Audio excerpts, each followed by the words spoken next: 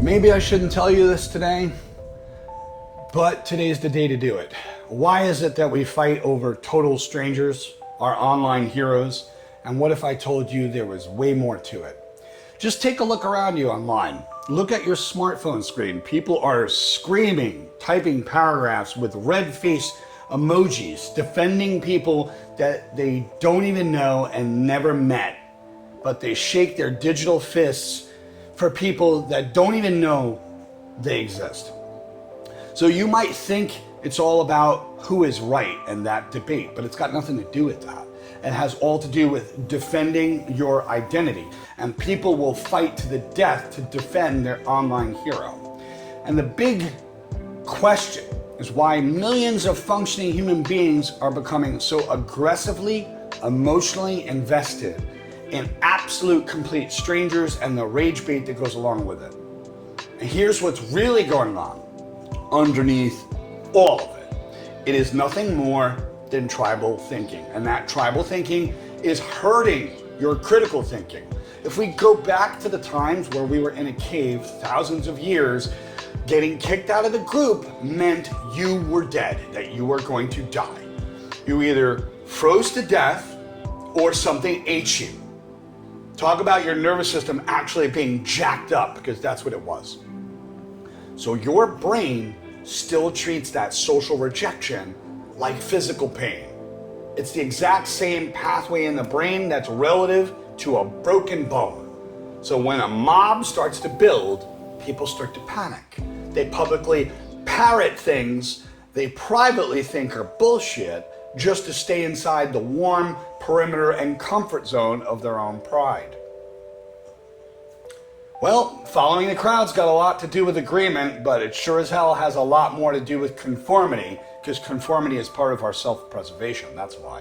So the brain processes that rejection the same way it processes a broken bone. And people will repeat things that they know are wrong because being wrong with the group feels like they can protect you rather than being left out in the cold and in fear. So the tribal loyalty always beats out the truth in their mind because survival beats accuracy every single time, according to them. Standing alone will trigger that primitive part of who you are, that little alarm bell like you're gonna be eaten. And our emotions run hot, real hot. And the second things get heated, your brain changes chemically. The anger, the fear, the rage bait.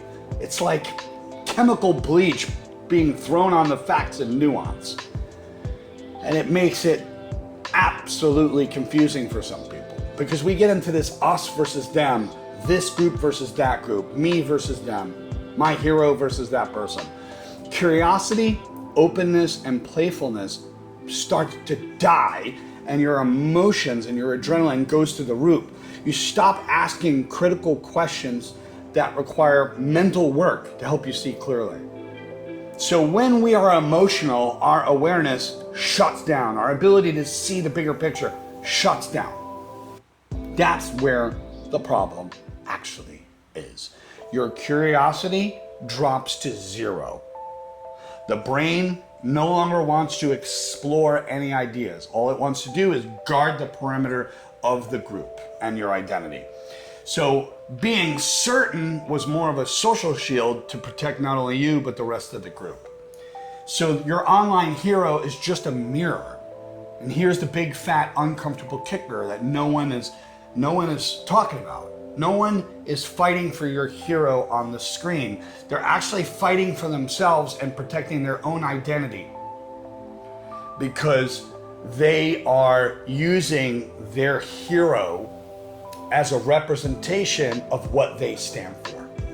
Attack the hero and you attack me. That's basically how it goes. So it's a representation of your insecurity and the panic inside you that you've made normal on the everyday basis.